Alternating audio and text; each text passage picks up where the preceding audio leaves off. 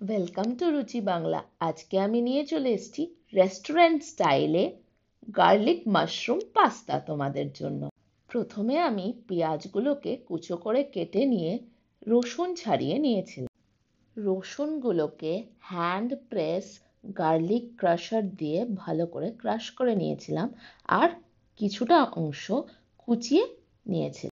তারপরে মাশরুমগুলোকে 2 থেকে 3 টুকরো করে নিয়েছিলাম, সাথে কুচিয়ে নিয়েছিলাম ধনেপাতা।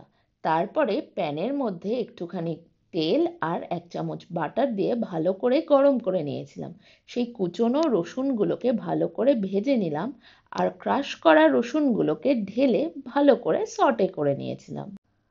কুচনো পেঁয়াজগুলোকে দিয়ে ভালো করে লাল লাল করে ভেজে নিয়ে স্বাদ মতো নুন দিয়ে মাশরুমগুলোকে ঢেলে দিয়েছিলাম আর ভালো করে ভেজে নিয়েছিলাম। তবে একটি বোলের মধ্যে পাস্তাগুলোকে নিয়ে সামান্য একটু বয়েল করে নিয়েছিলাম।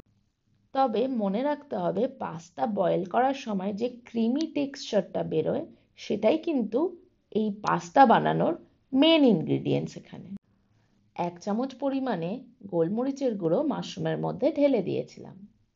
তারপরে সেই সেদ্ধ পাস্তাগুলো জল সমেত, সেই ক্রিমি টেক্সচারটা সমেত এই প্যানের মধ্যে ঢেলে দিয়েছিলাম।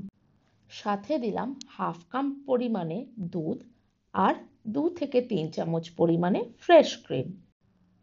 ভালো করে নাড়িয়ে চাড়িয়ে বেশ কিছুক্ষণ টাইম ধরে ফোটাতে হয়েছিল এটা। সাথে দিয়ে দিলাম একটুখানি চিজ পাউডার।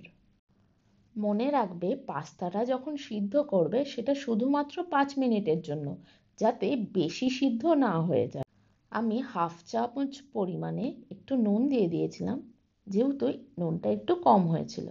তারপরে চিলি ফ্লেক্স ঢেলে দিয়েছিলাম, সাথে দিয়েছিলাম 1 চামচ পরিমাণে টমেটো কেচাপ, যাতে স্বাদটা ব্যালেন্স হয়। গার্নিশ করার জন্য ওপর দিয়ে ছড়িয়ে দিয়েছিলাম একটুখানি ধনেপাতা কুচি। ব্যাস, রেডি হয়ে গেল আমাদের রেস্টুরেন্ট স্টাইলের white sauce garlic mushroom pasta. এরকমই ভিডিও দেখতে হলে রুচি বাংলাকে সাবস্ক্রাইব করো, আর তোমরা কে কোথা থেকে দেখছো সেটা অবশ্যই জানিও। টিল দেন, টাটা, ভালো থেকো, সুস্থ থেকো।